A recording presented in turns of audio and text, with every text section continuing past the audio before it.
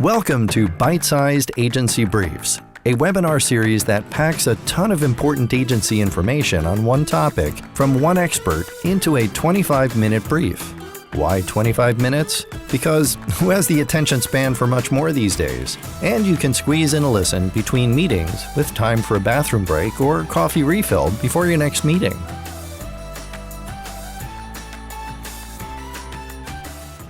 Thanks for tuning in. This is Byte-Sized Agency Briefs. I'm your host, Steve Guberman from Agency Outside, where I coach agency owners to build the agency of their dreams. I'm real excited to be here with Marcel Petitpas. Hope I didn't butcher that. Marcel is the CEO and founder of Parakeeto, a company that's dedicated to helping agencies measure and improve their profitability by streamlining their operations and reporting systems. These are problems that Marcel found in running his own agency in his early 20s. And Marcel, thanks for joining me. It's a pleasure to be here, Steve. Thanks for having me. Yeah, I'm excited. I've seen Parakeeto for a long time, probably since about the launch, kind of in the agency ecosphere. So it's an honor to have this time with you and share some of the knowledge that you've gained over the years. Give the quick backstory, agency life, launching Parakeeto, what led up to it, and how'd you get to where you are now? Yeah, the real quick story is that my first business ever was an agency. We were doing real estate virtual reality services, so creating 3D models of houses back before you could do that with your iPhone. And, you know, I became familiar with the challenges of trying to be profitable enough to scale operations, to hire other people to do the work, to pay for overhead and all that kind of stuff. And at the time, real estate market was a little different than it is today, although the day we're recording this, like we're talking about another housing crash, so I don't really know. But at that time in my city, it was very much a buyer's market. Houses were sitting for a long time. The average price of a home was like 150,000 Canadian pesos. So real estate agents were pretty hesitant to invest a lot of money in their listings. And I had really tight margins. And I kind of figured out really early on that there wasn't enough margin there to scale that business without me being the one doing the work. So I walked away from that, but was viscerally aware of just how hard it was to answer simple questions like, are we making money on clients and projects? And like, do we have enough work to keep somebody utilized? And kind of running through all those numbers on my own and trying to bring the data together from all the different places that it existed to do that. Then I got into technology because I don't know, I guess I'm a sucker for punishment. I wanted to build a SaaS company, spent a few years, fumbling through that. And then one day got a call from a good friend of mine, Jared, who runs an agency out of Boise that specialized in software development in the medical space. And he just said, hey, we spend, they were much further along than I had ever been in my agency. But he said, look, our team spends like a day a week in spreadsheets trying to answer these simple questions. There has to be a better way to do this. And I said, yeah, I totally understand that problem. And we kind of put our heads together. And that was the impetus to start Parakeeto and just say, what's a better way for us to make this kind of information more accessible to smaller agencies that don't have enterprise, resources to invest in the tools and the teams that are required to do it at scale. So when you say, there's a couple of things that popped up for me. So when you say smaller agencies, are you talking like 0 to 10 or like under 100? Or what's the ideal agency that can really benefit from Parakeeto? Yeah, our perfect client is kind of in that 10 or 20 employees on the low end up to like 75, maybe 100 on the high end. And really the vacuum that we're filling is, and my thesis on this is that there has been a democratization of data over the last decade, especially in the project management and professional services space, where the cost of creating data about people and projects and time has basically gone to zero. And now you have these agencies that have all this data about clients and people and projects, but they're struggling to get really any value out of that data. And so they need to adopt data management practices that historically only enterprise companies have really been familiar with. Like, okay, how do we get all this data in from all these different sources, normalize it, transform it, and turn it into reports that are useful? The small business hasn't really had to deal with those problems, and the tool sets that exist for solving those problems, like Zapier and Google Sheets, they're just not really sophisticated enough. But a small agency doesn't have the resources to employ, a full-time data scientist or data engineer and, a COO or somebody that has enough experience to like design a system like that. We're talking about $20,000, $30,000 a month worth of salaries plus an enterprise software license for, this kind of a data management infrastructure, the cloud hosting for that. An agency with 25 people, they need these insights, but they can't afford to invest. It's not reasonable for them to invest that amount of money. So there's a vacuum here. We need better solutions for these smaller businesses in that size range to get that insight that's affordable and accessible. And that's kind of the space that we're trying to solve for. Got you. And when you were kind of early explaining it and what your process was, it made me think of like my early agency days where it was like, all right, we're projecting tight on profitability, and we didn't project out profitability. We would project out revenue, and that was about it. And we would deal with usability when we got into a crunch. It was like, shoot, who's going to do this project? We don't have enough people. So it was, I fully feel the pain, but it would come down to, if there was a profitability question, I'll just do it because as the owner, my time is less valuable. My profitability, so I'm sure that's something that you guys have experienced and solved for as well, right? Yeah, and so much of it, and I think this is the reason why we kind of start being more interesting around that 10 to 20 people size range, because that's the point where the founder can no longer subsidize mistakes in the business, right? There's a scale where their evenings and weekends are just not enough anymore. And so systemic profitability issues actually need to be addressed for the business to continue to scale. And that's usually the breaking point where they start going, yeah, we need some help with this because we can't really figure it out. And we know we're not profitable, but we're not really sure why and what to do about it. And that's where we can really be helpful in, first of all, diagnosing what the issue is, but then also helping them get the visibility on an ongoing basis to actually manage that to success and build that muscle inside the business as they scale. Yeah. So you guys have a pretty sweet process, starting with an audit and getting into that baseline and helping agencies understand where they are, what's wrong, where the holes in their process and people are, so they can plug profitability. What are some of those metrics that you guys look for that agencies could be watching out for to help them with their predictable profitability?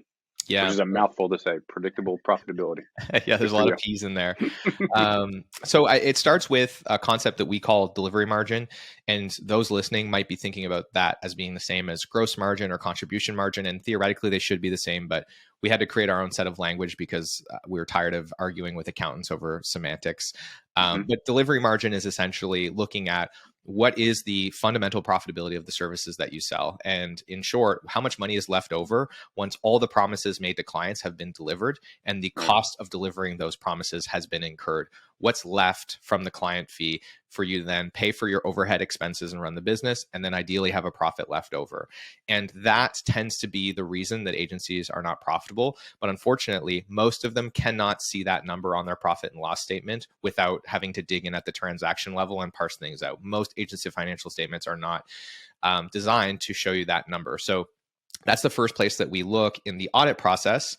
And then the secondary question is, what is causing that delivery margin to be below target? And there's really only three things that drive delivery margin. There's the average cost per hour for the agency. So in short, what does an hour of labor cost on average? And that has to do with how expensive are the people that do the work.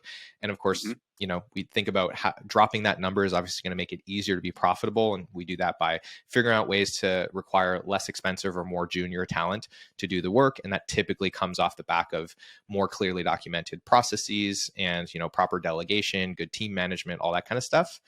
The second one is utilization rates, which is looking at of all the capacity that we purchase in bulk from our team, because that's what an employment agreement is in an agency is I'm buying 2,000 hours of your life at this fixed price, and I'm going to resell those hours at a profit, ideally. What percentage of that time is being spent doing things that earn revenue for the business or that move client deliverables forward? So that the higher that percentage is, of course, the easier it is to be profitable.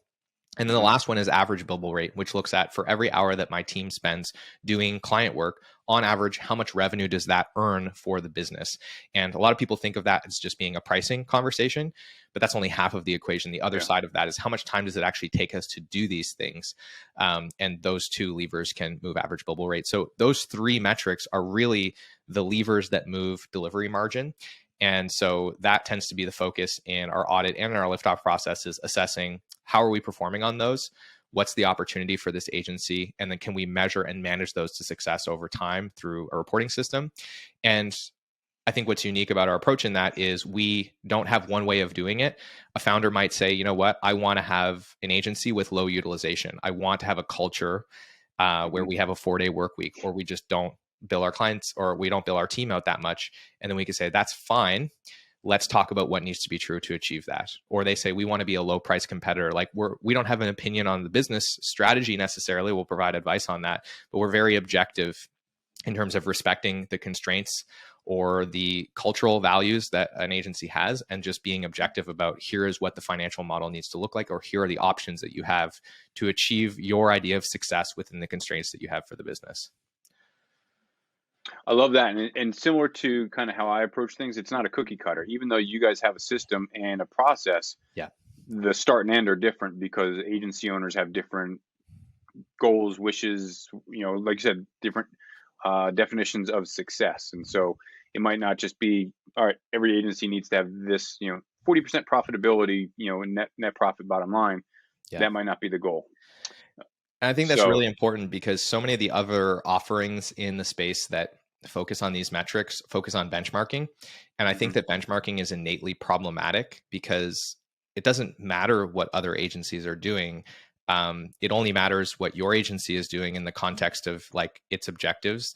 And, like revenue per FTE, for example, is a metric that gets thrown all around a lot. And there's actually nothing wrong with revenue per FTE as a metric. I think it can be very useful as a proxy for delivery margin, but the way that it's benchmarked is problematic in that there's just this kind of arbitrary number where it's like, oh, over 200 is good, under 200 is not good. But it's like, you can't that's just not true, because if your whole team is in San Francisco, 200K is probably not good. And if your whole team is in Bangladesh, 200K is probably insanely good. It's a relative thing. And so I find that too many agencies are focused on benchmarking, and they start to set internal targets for these metrics based on those benchmarks without actually considering their own context, which is much more important than what anyone else is doing around these metrics. So using benchmarks kind of as bumpers in certain situation works, but because every agency has so many individual nuances, number of people, services, geographic location nowadays is so vital because of how distributed everybody's become.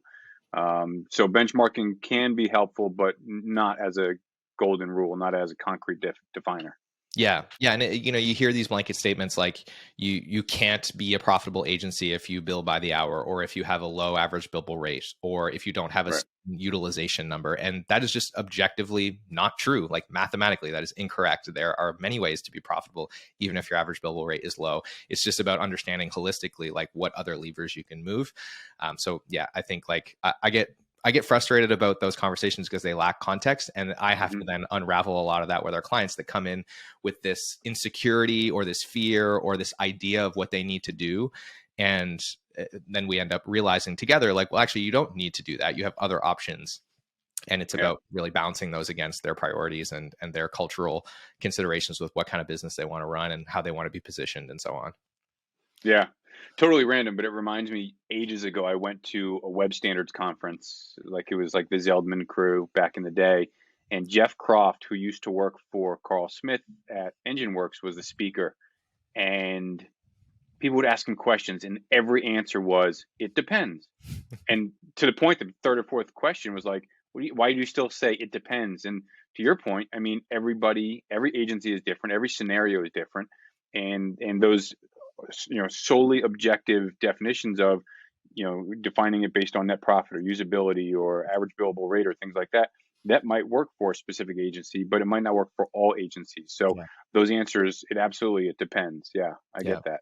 Now, I will say that there are simple rules that can apply, but they're percentages, right? And it's all about relativity. So for example, let's assume that you wanted like a 30% net margin, and you want it to be an agency that has a really strong work environment. You're investing heavily in administration, in sales and marketing. You want to invest 30% of your agency gross income in those areas. Then what that would mean is you need to have a 60% delivery margin on your profit and loss statement so that you can spend 30% of that money on overhead and then have 30% left over. In order to achieve a 60% delivery margin, there's a certain amount of delta between your cost for your delivery team and your price that needs to be achieved, right? So like those are truths, but those are relative truths. And then the question of what exactly is the target for your average billable rate depends on what is your cost per hour on average, or what kind of payment do you make to your people, and what is your utilization rate. Those are all factors that then have to get considered. So the benchmarking is not innately problematic, but benchmarking at that level of metric is the challenge, right? When the important thing is looking at like, what are the ratios that need to exist, and then understanding that there's multiple ways to achieve those ratios. Interesting. Yeah. Yeah. I'll get clients will say, so what should this employee's usability rate be? Or what should we be charging per hour? And it's like, here's some tools we can use. I've got, spreadsheet templates that people can use to figure out average billable rates or total agency costs and things like that. But it comes down to your point, man. And I think it always has to come down to that. What are your goals and what do you want?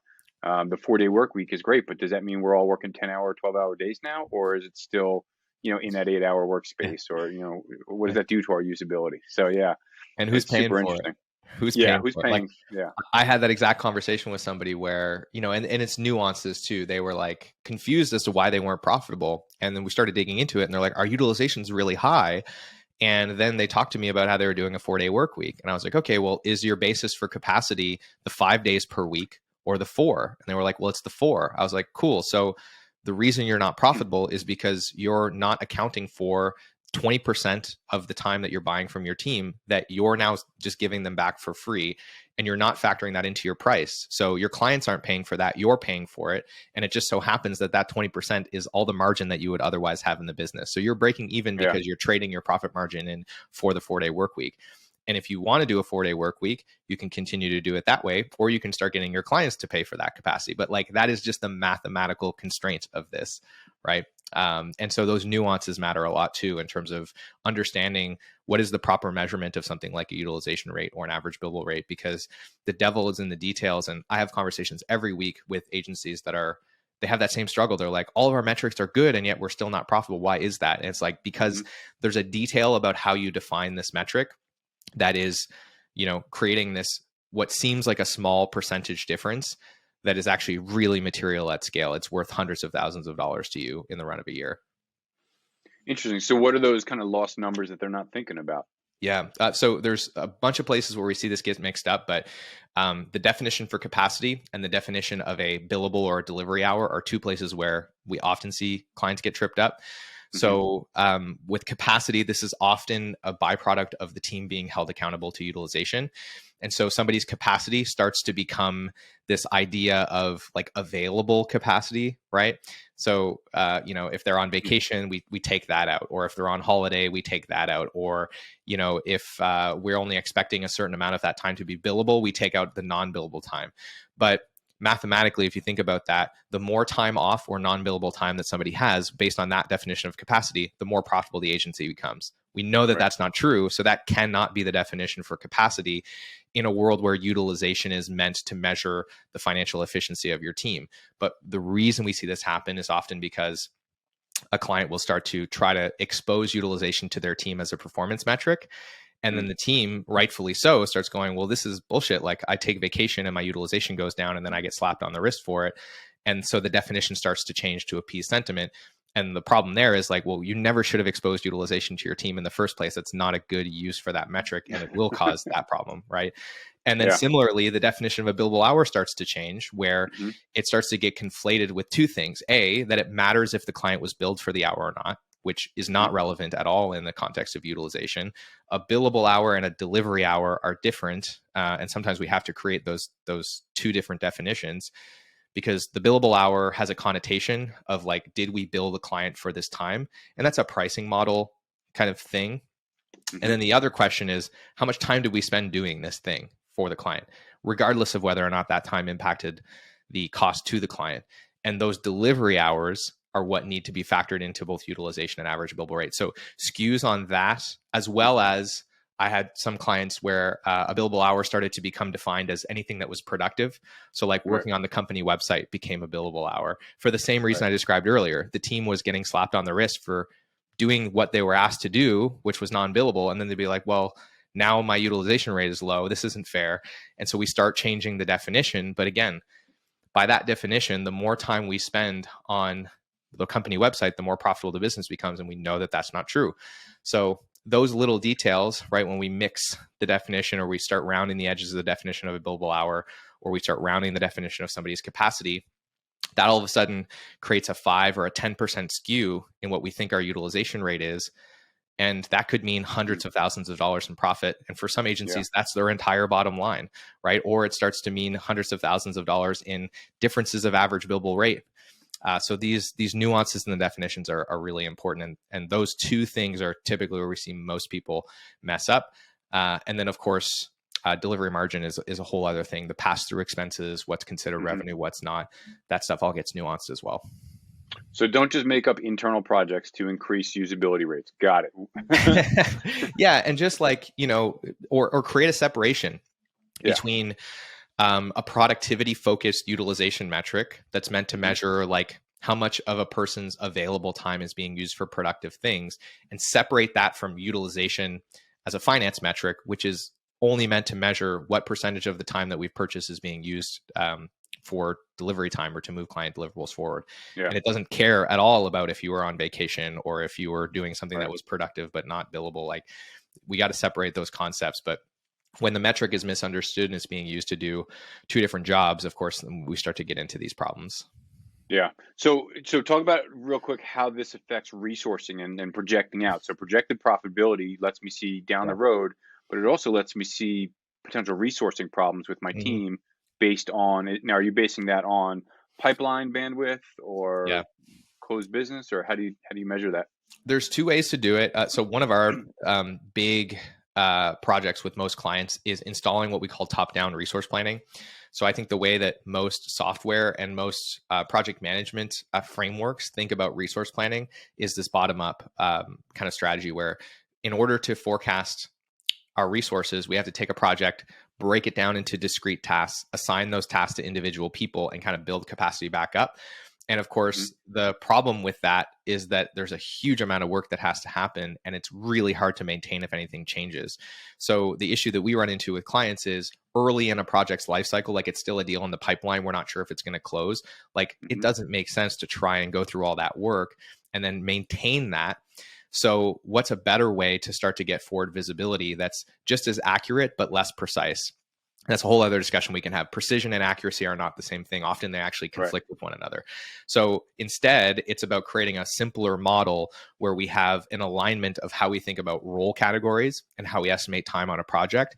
And we estimate from a top-down way. So we have this high-level framework for, and if we have enough data, we can actually make this very programmatic, where $1 of website budget on average historically has equated to 0.5 hours of project management time and 0.8 hours of development time. And right, so we have this formula for the budget for this website is $300,000.